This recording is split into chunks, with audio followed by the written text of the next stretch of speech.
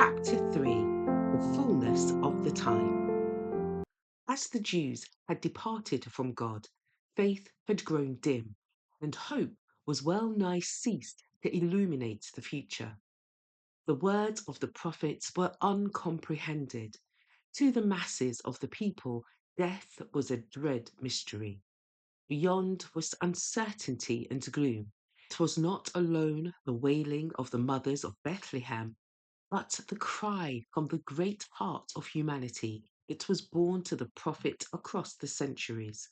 The voice heard in Ramah, lamentation and weeping and great mourning.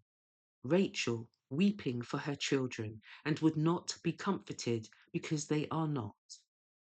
Matthew chapter 2, verse 18. In the region and shadow of death, men sat unsolaced. With longing eyes, they looked for the coming of the deliverer, when the darkness should be dispelled and the mystery of the future should be made plain. Outside of the Jewish nation, there were men who foretold the appearance of a divine instructor.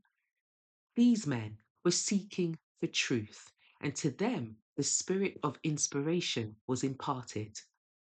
One after another, like stars in the darkened heavens, such teachers had arisen. Their words of prophecy had kindled hope in the hearts of thousands of the Gentile world. For hundreds of years, the scriptures had been translated into the Greek language, then widely spoken throughout the Roman Empire. The Jews were scattered everywhere, and their expectation of the Messiah's coming was to some extent shared by the Gentiles. Among those whom the Jews styled heathen were men who had a better understanding of the scripture prophecies concerning the Messiah than had teachers in Israel. There were some who hoped for his coming as a deliverer from sin.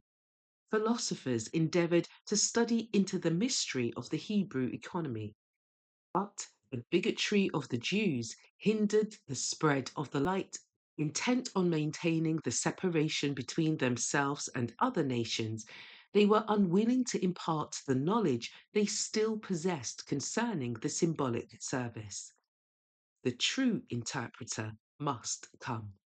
The one whom all these types prefigured must explain their significance. Through nature, through types and symbols, through patriarchs and prophets, God had spoken to the world.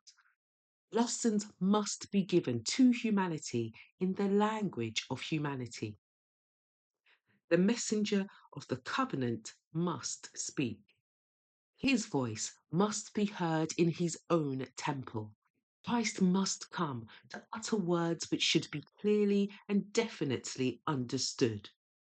He, the author of truth, must separate truth from the chaff of man's utterance, which had made it of no effect. The principles of God's government and the plan of redemption must be clearly defined. The lessons of the Old Testament must be fully set before men. Among the Jews, there were yet steadfast souls, descendants of that holy line through whom a knowledge of God had been persevered. These still looked for the hope of the promise made unto the fathers.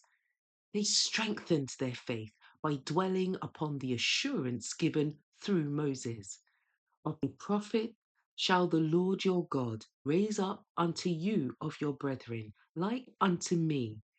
Him shall ye hear in all things whatsoever he shall say unto you. Acts chapter 3, verse 22. Again, they read how the Lord would anoint one to preach good tidings unto the meek, to bind up the brokenhearted, to proclaim liberty to the captives, and to declare the acceptable year of the Lord. Isaiah chapter 61, verses 1 and 2. They read how he would set judgment in the earth, how the isles should wait for his law, how the Gentiles should come to his light, and kings to the brightness of his rising.